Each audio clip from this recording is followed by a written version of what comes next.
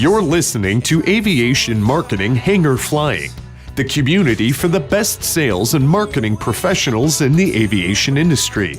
You can't learn to fly just from a book. You learn from other pilots who know the tools, the skills, and the territory. Your hosts, John and Paula Williams, are your sales and marketing test pilots. They take the risks for you and share strategies, relevant examples, hacks, and how-tos. Be sure to subscribe on iTunes so you won't miss a thing.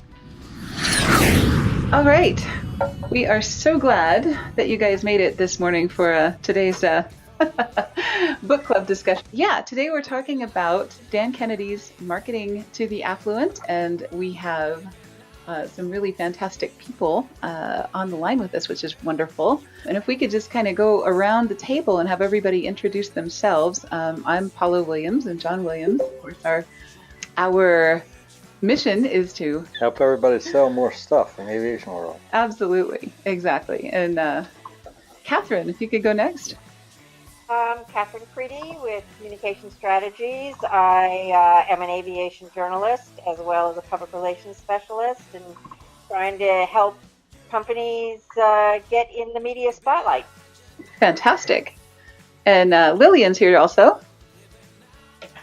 I'm a aviation business evaluator. I value aviation businesses and provide consulting services related to valuations, also other general aviation industry consulting like business plans and feasibility studies, things along those lines. Fantastic. And Pat, good to have you join us. Hi, how are you? Great. Good. Pat Lemieux with CNO Aviation Group. I'm our Director of Marketing, and so I'm in charge of handling kind of the growth of our name recognition in the marketplace, and from that, obviously, the amount of work that we do for CNO Aviation Group and our sister company, 7Jet Private Travel. Oh, fantastic. Yeah, I was just commenting on your Instagram this morning with the last lonely office donut. Oh, it was so sad. Did you rescue it? No. No? No. Nope. Well, I know it was a conflict for you because you were. I left it right there for somebody else. Oh, okay. Cool. Well, that's good to know. Well, we're really glad that you're here, and we've got a lot to talk about today. And I know you three actually, if I were to pick three people who know a lot about this particular topic, this is actually really cool because I know you guys all have affluent customers and are looking for affluent customers as well. So really looking forward to your insight. So first thing, who are these people anyway? Marketing to affluent people is extremely important since you have to be affluent to get into this business, or rather to be a customer for aviation. I'm trying to get into the luxury travel press to see to get a better hook on marketing to the affluent. I did a trip this year that was geared toward the affluent with really, really over-the-top luxury accommodations in China, and I was absolutely blown away and got some good copy out of it, but I'd like to get more of a idea about how to market to the affluent or how to write about affluent consumers, and that's why I'm here. Fantastic. Yeah, I know. I really enjoyed watching your Facebook feed and all your pictures and things like that as you were going through that. That was exciting. Yeah. Cool. And Lillian, I know you have, your clientele is mainly people who are buying and selling aviation companies or getting valuations of them. So by definition, this is your wheelhouse, right? Well, it is to some extent. A lot of my businesses sell to affluent clientele. So for me, understanding how they approach it is something that is probably a bigger benefit. I have a lot of like CFOs and senior managers and then owners of businesses that are my clients. And and some of them would fall into that affluent market, but selling the service that I do is not necessarily directly related to it, but it helps me understand the whole how my market approaches the market, if you will. Yeah, your customers. Exactly. Right. That makes perfect sense. And analyzing businesses, it's a good thing to understand. Absolutely. Right. And Pat, this is your bread and butter, at least for 7Jet. Right, yeah, and actually it doesn't, marketing to this group doesn't really come natively to me, so it's been a little tricky. I found what's worked the best for us here is really trying to work with our sales guys to better understand who our existing customers are, and really try to figure out, okay, and that goes from everything to what they're looking at online, what they're reading, if they're watching anything, what it would be, kind of where they're vacationing, where they live, those zip codes, and really using all of that to try to target as surgically as possible with this group and actually get in front of them. Right, exactly. I thought we could start with some misconceptions about affluent people. I think it's almost become a bad word. People have kind of politicized the whole affluence or the 1% or the whatever. So there's some misconceptions about affluent people. I thought we might start with these and talk about that a little bit. Yeah, one of my things I find irritating, let me just put it that way, is when people call me or anybody else lucky. Right. I believe it was either Benjamin Franklin or Abraham Lincoln found that they actually believed in luck, and they figured out that the harder they worked, the more of it they had. Right. I think, this kind of comes from, there's kind of been a movement in when people are interviewed in the press and things like that, and they are wealthy, they tend to say that they are fortunate. And I think that's okay for them to say, but I think for us to say that about them, it becomes kind of offensive because a lot of these people made their money in this lifetime. They weren't handed it, right? Exactly. And in fact, if you read Kennedy's book, which is what we're talking about, I think out of 400 and change of them, 320 of the billionaires started from scratch. Right. So it's not like they married into it or inherited it or anything like that. And I can tell you, although I'm not a billionaire yet, I aspire to that one day, and there's no reason not to, actually. But my dad started off as a parts manager for Ford Motor Company, making $25 a month. Right. Now, that does not put me in the entitled wealthy class by any stretch. You're right. And I think reading a lot of the stories in the book, these people came from, a lot of them are immigrants. A lot of them came from very humble backgrounds and things. But so anyway, that sort of segues into the entitled piece. And although there are some old money people that pass it along, more and more of those that do pass it along are requiring their kids to learn how to work first and how to manage money. yeah, at least. or they're giving their money to charity rather than leaving it to their kids. Right. Right. Comment. I do think that the politicization of the quote-unquote elite, I find it counterproductive because it's an us versus them type of thing. And when you look at polls, we are not begrudging them their wealth. We are not saying that they did not work for their wealth. And we want to be able to do that. So this us versus them is very counterproductive to me. But for business aviation, there's a more important point. And this is one reason why I'm so disappointed in the industry that it has not come to the fore in quote unquote defending our affluent customers, because Wall Street is the perfect nexus between, or business aviation is the perfect nexus between Wall Street and Main Street. They're the ones who buy our aircraft or whatever services. Main Street is where it's made, and all you have to do is ask Wichita what happened in 2008, 2009, and 2010, and you see that when those people stop buying, we are the ones that really hurt. I mean, the worker bees are the ones that really end up hurting.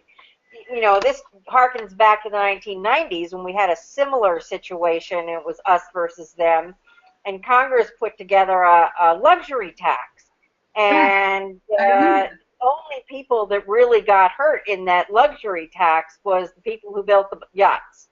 So all those middle-class jobs for building aircraft and building yachts went away because nobody was buying them because they were mad at the government. Exactly. So I think that we have to remember, and whenever we're talking to people about this, and we see the conversation going into us versus them, we need to remind people that if it weren't for them, we wouldn't have jobs, and they are a perfect nexus between Wall Street and Main Street, because we're the ones, the middle class is the ones who build the machines or whatever it is, or provide the services, and the rich are the consumers. And so without them, we wouldn't have jobs. Absolutely. And if I can jump on the soapbox for just a second, I think the problem with, that happened in 2008 with the people going to meet with Congress to ask for money, the big three automakers in their private jets. The story was told from the perspective of the media, which really didn't understand aviation, and aviation didn't have a story to tell. We really didn't do a very good job of telling our side of the story. And I think that's really what drives us in this industry to start telling better stories, because if you're having covered the business aviation industry for decades, I knew the story was there. There was a narrative there that could have completely turned that situation around. Had people had the guts to do it. And I think that, one, the industry didn't have the guts. Corporate aviation users didn't have the guts. And NBAA did not have the narrative in a story form that could say to the media, well, maybe they shouldn't have come all three in their corporate jets, but you have to remember, this is what a corporate jet will do for this guy. Or this business, and this is how that business makes money. And all the material was there. Nobody used it. It wasn't until 5 or 6 months later that NBAA got its act together, and I was absolutely shocked. Knowing no gain, right? There. Right. It took a long time. Yeah. And they did. They came out with the No Plane, No Gain initiative, and got some celebrities and other people to go on the record for this is how we use our aircraft. But it was like pulling teeth, because the impetus, I think, for high net worth people is to keep a low profile. And if you keep a low profile, you're not telling your story, and what dominates the media is what everybody else is saying, right? Right. Absolutely. And the story of Miss Nancy Pelosi flying a private corporate jet back and forth from Washington to California, it was actually an airliner. That didn't come out for almost a year and a half. Right. Well, we need to. Right. And I know we sometimes get political, but we have to, because that's. Well, the government's no better and no worse. They do the same thing, only use bigger stuff. Right. Waste is waste, but private jets are not by nature waste, and that's really the story we need to tell. No. Right. So I think that what I'm saying is that as we talk to our colleagues, or my biggest problem with No Plane, No Gain is it's preaching to the choir. It's not really preaching beyond the choir. Right. And I get very angry that when I see at NBAA, this big guy said, I can't, this big sign that says, I can't do my job in New Mexico were it not for my plane. So I don't want to hear from him. I want to hear how his business is kept there because of his plane, but I don't want to hear from him. I want to hear from the city fathers. Yeah. That's why this airport is. So I think that we're talking past each other, but also as we're talking to our affluent customers, we need to help them understand that we get it. that we understand that what they're doing is not excess, that it's a business tool to create productivity, to create the bottom line, to feed the bottom line. Right. So that's so much for my soapbox. Well, we need to talk about, everybody assumes that affluent means millions or billions, and actually the bottom of the affluent pyramid starts around 75,000. So that covers an awful lot of people. Right. John, but I think that it's a mistake to look at government figures where affluence starts. Because a lot of people make $75,000 with both people working, so they're making $35,000 each, and that's no way affluent, nor would it be affluent. This book is talking about an individual that makes 75,000. Well, even at 75,000, I think that when we're talking about affluent, we need to work beyond the government statistics, because This is not a government statistic, by the way. Oh, okay. You're teaching me something. The real thing is that for aviation, affluence is a slightly different number than it might be for buying a weekend at the spa, Right. for example. Right. So that's probably, we have to, for the purposes of our discussion, since we're talking aviation, I think the number just needs to be at the high net worth, as opposed to just mass affluent, because mass affluent is not the market for most corporate aviation. Exactly. Yeah, and most of the marketing materials, or at least most of the marketing stuff that I have seen, and marketing organizations and other kinds of things, are focused on the mass market, or the blue area, and possibly into the mass affluent. But nobody really talks, other than, I think this is why this book is unique and very helpful, is because it's talking about the top half of the pyramid, where there really isn't a lot of marketing data, and there's not a lot of marketing technique and a lot of really solid information. So, that's one of the reasons I really like this book, and we're not doing it in 2017, but we probably will bring it back again in a revised form in the following years, because there's nothing else that I've seen that's this good. Well, he talks not only about demographics, but psychographics as well. And when you put all that together and you realize to market to these people what you have to understand about their attitudes, Mm-hmm. and not just toward airplanes, but their attitudes towards money, their attitudes toward people, and their confidence, lack thereof, and so on.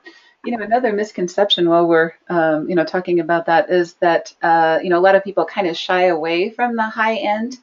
And Pat, you might find this helpful information, because I felt this way when I got into this market, feeling a little bit weird about marketing to high net worth and ultra high net worth people.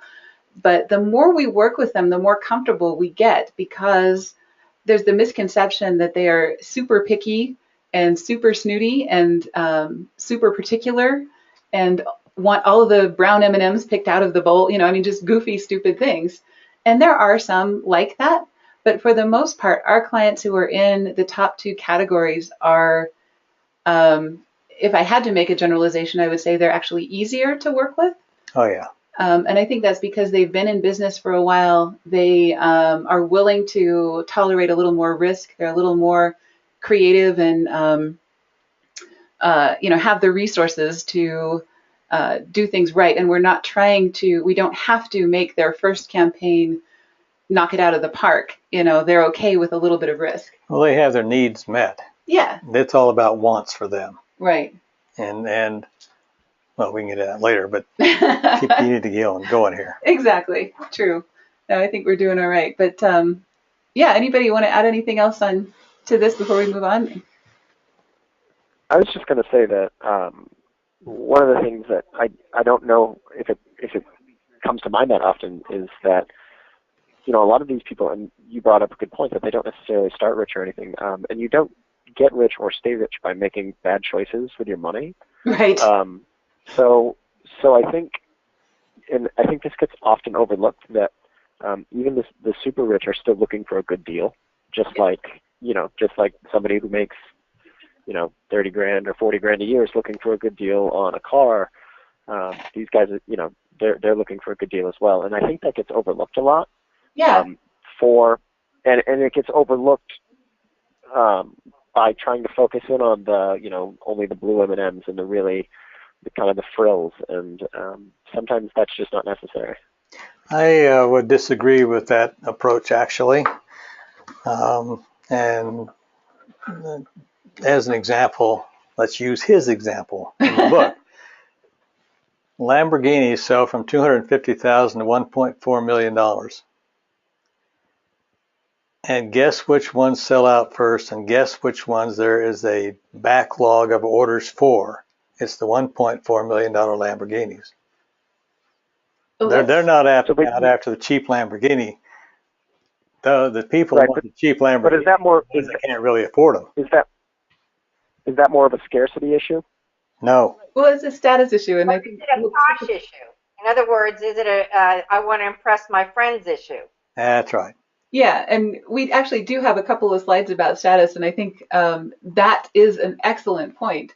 But I think as long as it's being used for that purpose, that's one thing. But the picking out the blue M&Ms or whatever, we had talked last week about the fact that a lot of people, when they market to this market, they want to make things fancier, and you're not marketing to Louis XV. You're marketing to regular people. This is not Versailles. Things get simpler as you go up the scale, as opposed to fancier.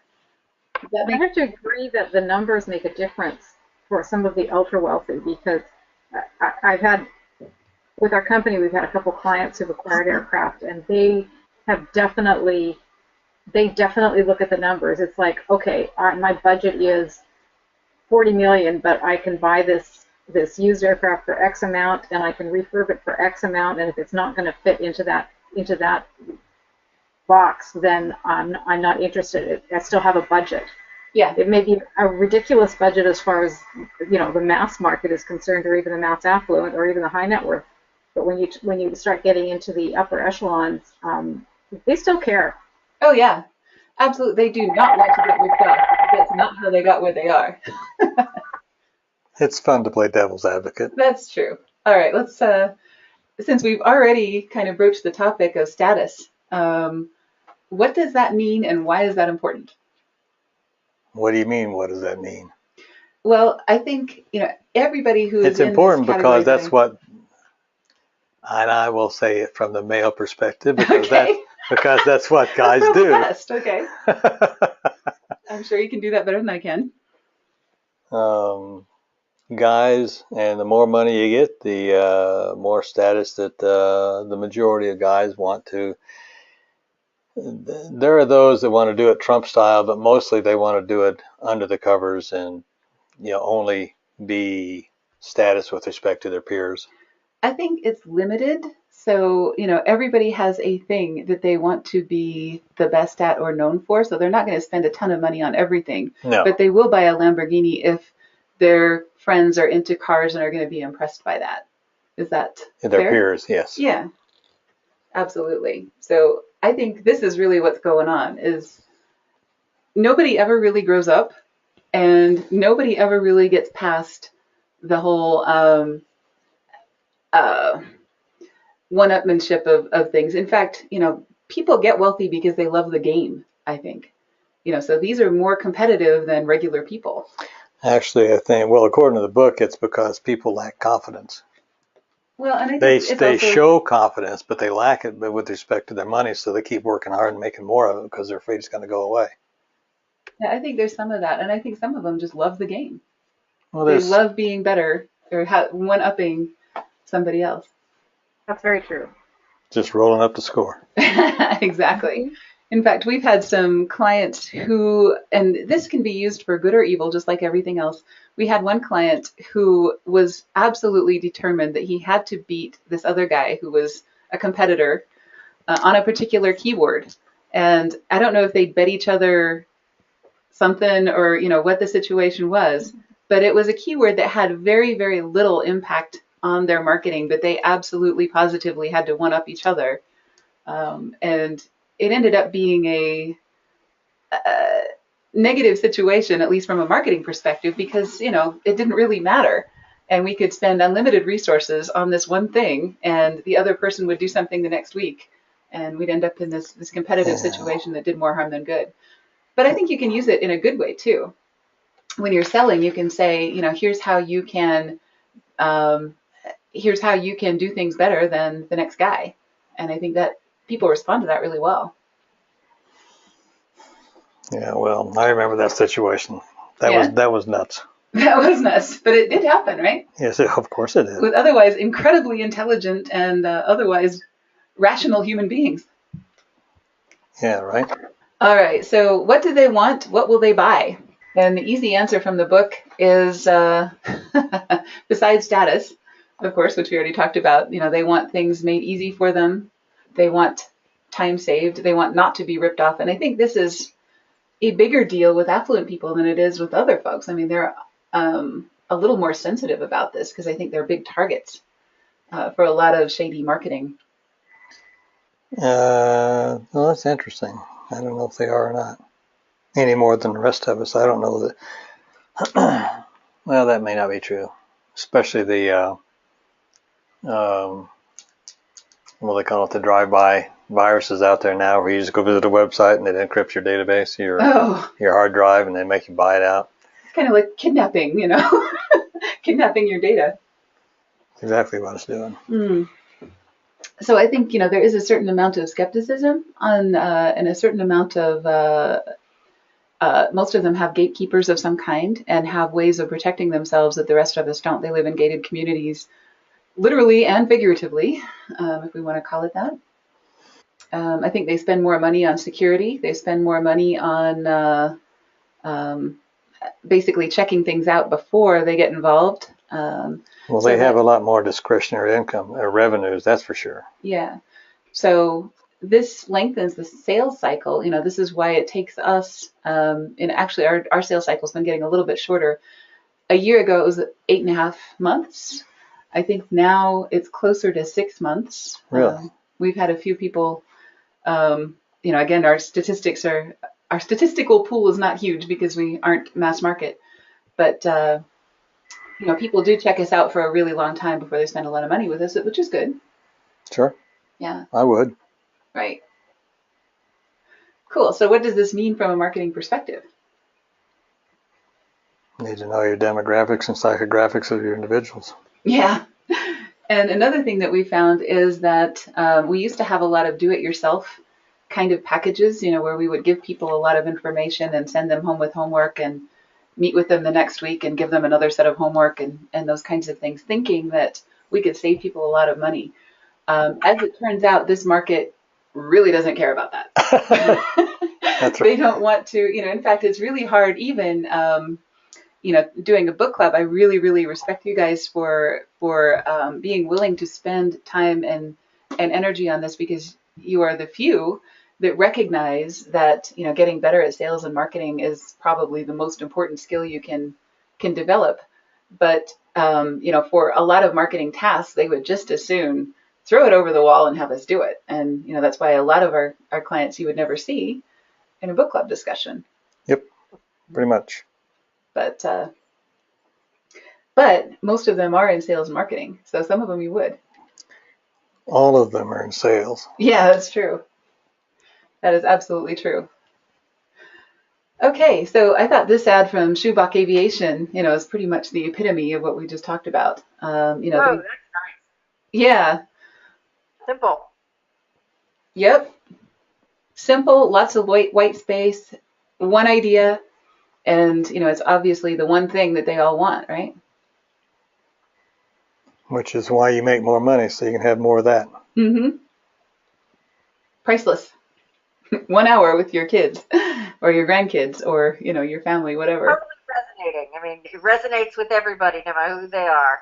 Yep. Pat, you're in the time machine business. Right. Yeah, and this is good. And I saw a YouTube video at one point too, and the company that did it is escaping me at the moment, but it was a charter company, one of the big guys, and they just showed 2 days side by side, one of a guy who's heading to a meeting taking charter, one of the guy who is going to that same meeting kind of messing with the airlines and doing the whole regional thing. And that guy's getting up earlier. He's kind of running late. He's tired. He's uncomfortable at the airports. He's kind of waiting in line at the airport while the other guy who's on the private side is just getting out of bed and having breakfast with his family. They both actually are going to the same meeting, and the guy in the private jet is actually home in time for dinner, whereas the other guy's delayed somewhere. It kind of hit that point really well in like a minute-long video that, oh, okay, so this is why somebody, this is exactly why you use this sort of service. Exactly. Oh, that's great. So he's staying in a cold hotel while the other guy's home and with his family having dinner. That's wonderful. Do you have a link to that? I just pulled up. I'm gonna have to find it because I can't remember what it is, but I'll find it and I'll share it with the group in the Right, the because I Facebook. think that would be good for all of our. This is business aviation, 15-minute elevator speeches. Yes, absolutely. That's fantastic. Right. Okay, so yeah, the business trifecta, I think, is one of the things that, and I actually had the page number wrong on the bookmark, so hopefully you're able to find that. But there are 3 things that you can do that make people aware of who you are, aware of what you do, and aware that you're very good at what you do. And those things are media, PR, and marketing. What I found interesting was his comment in the book is that when you sell, when you're talking to these guys and actually in a sales sort of environment, they are more likely to buy if you tell them your background and a thumbnail sketch of how you got into business, how you morphed the business, how you managed it, and you started making money and you're doing these other things and your goals. Because they appreciate that because they've all done that. Right. And they can connect easier with that. Right. We actually. What's your definition of direct media? Is that advertising? Direct media is any media that you own. For example, a podcast or a book or a website or a newsletter or any of that stuff. And everybody should have direct media channels of some sort. And the more and better they are, the better. But getting back to John's point, I think that is, that's why we're doing the storytelling summit at Sundance, is because, we want to focus on origin stories. And if you can tell your story really, really well, that is the most compelling thing, other than, customer testimonials and things like that. The most compelling sales material that you can generate.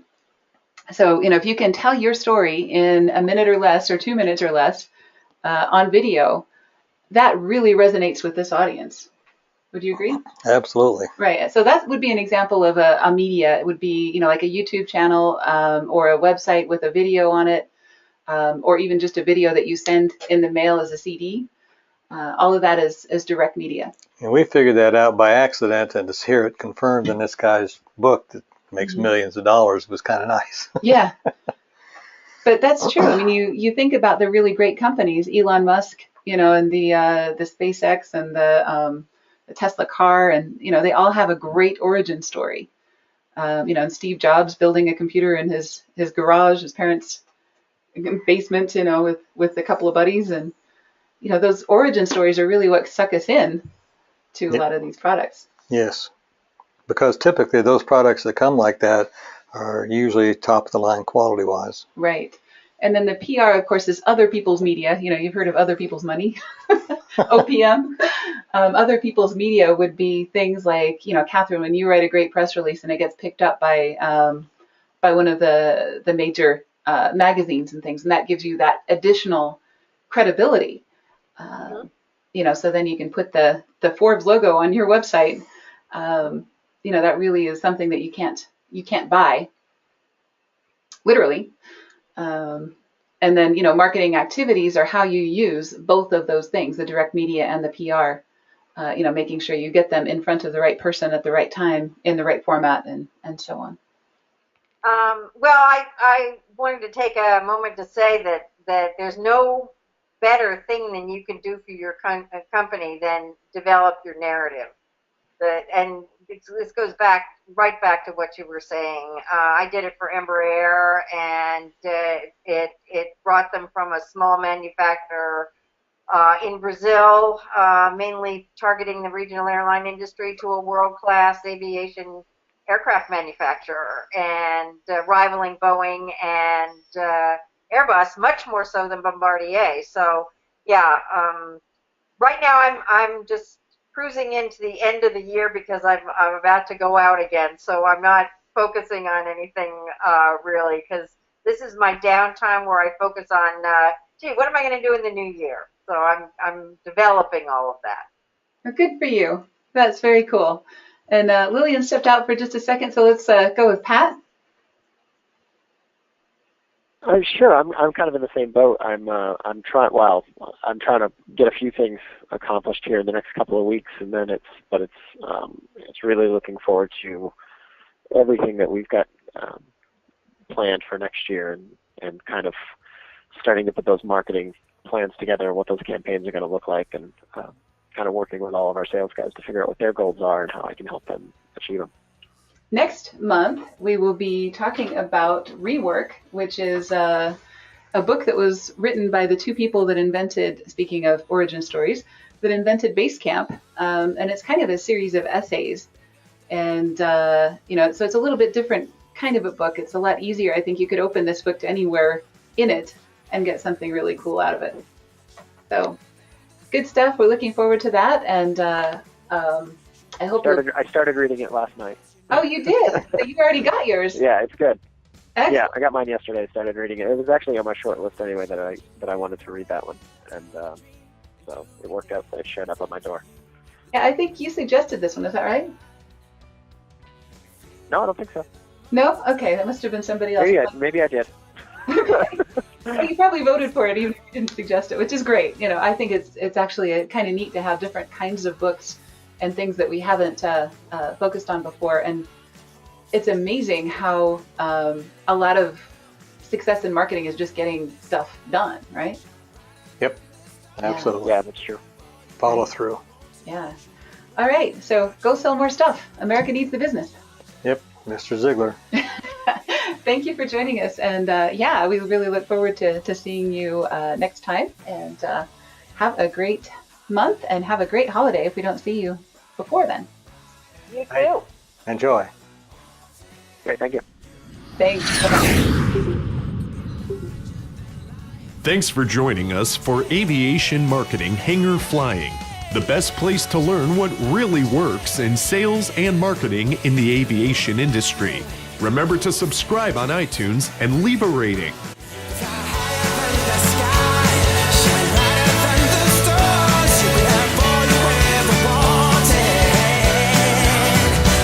You could.